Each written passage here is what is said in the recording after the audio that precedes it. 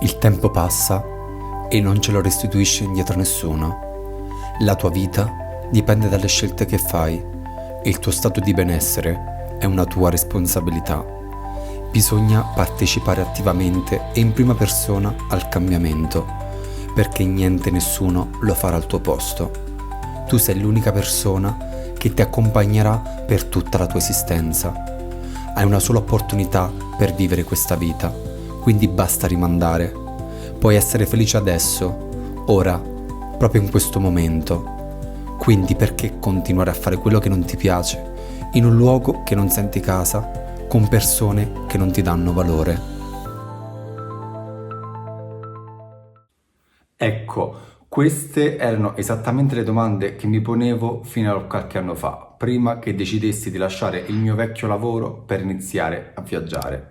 La differenza è che io in realtà facevo quello che mi piaceva, perché disegnavo abbigliamento per grandi brand del lusso leader nel settore e la moda era la mia più grande passione. Ma ad un certo punto mi resi conto che non ero più felice e che quell'ambiente non mi apparteneva più. Durante gli anni accademici vedevo il lavoro, la carriera e il successo come degli aspetti fondamentali per la mia crescita.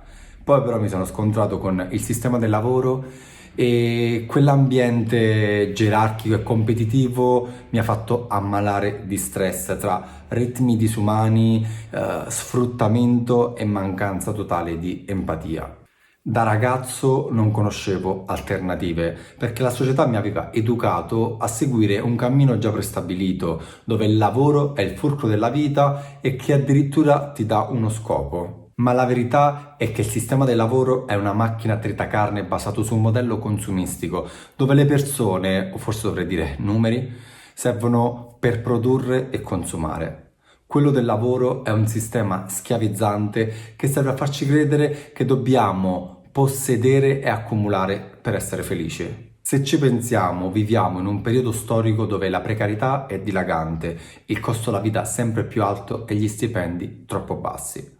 Ma la cosa peggiore è che nel sistema del lavoro spesso manca il rispetto per la persona, dove si calpesta la dignità senza dare valore all'individuo. Il lavoro sembra essere la giustificazione per tutto e spesso quasi viene prima della propria salute, della famiglia e delle proprie necessità.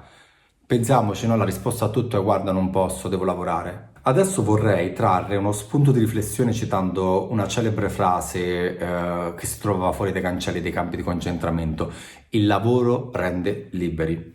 Questa è chiaramente una provocazione, però credo che quel concetto di schiavitù, anche se ovviamente in diversa forma, sia rimasto nel nostro modo di pensare e vivere. Mi spiego meglio. Il sistema del lavoro schiavizza le persone all'interno di un sistema basato sul consumismo, facendogli credere che l'unica soluzione sia lavorare incessantemente, per avere poi i soldi necessari per potersi permettere tutto ciò di cui non hanno bisogno, che però li renderà felici. Eppure oggi si lavora per rimanere praticamente poveri. Quasi non si riesce più a pagarsi le cose fondamentali come l'affitto, le bollette, la spesa. E quindi mi chiedo, ma il lavoro rende davvero liberi? Per quella che è la mia esperienza mi sento di dire assolutamente no. Io per esempio ho scelto per quanto possibile di vivere fuori da questo sistema e onestamente sto molto meglio. È chiaro che ne faccio parte anche io perché per poter vivere e mantenermi devo lavorare e pagare le tasse. Io però ho scelto di ribaltare questo sistema e anziché vivere per lavorare, lavoro per vivere, che è ben diverso. Ho scelto uno stile di vita nomade e di semplificare il mio tenore di vita rinunciando al superfluo.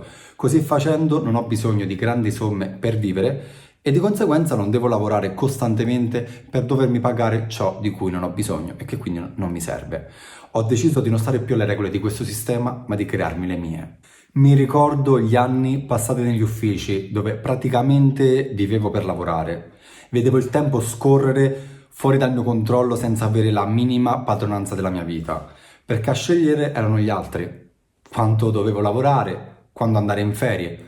Ovviamente sfruttato, stressato, ferie non pagate, una lista infinita di altre cose negative, ma preferisco fermarmi qui. Lo stress credo che sia una delle malattie peggiori della società contemporanea, eppure non gli viene riconosciuto il giusto peso.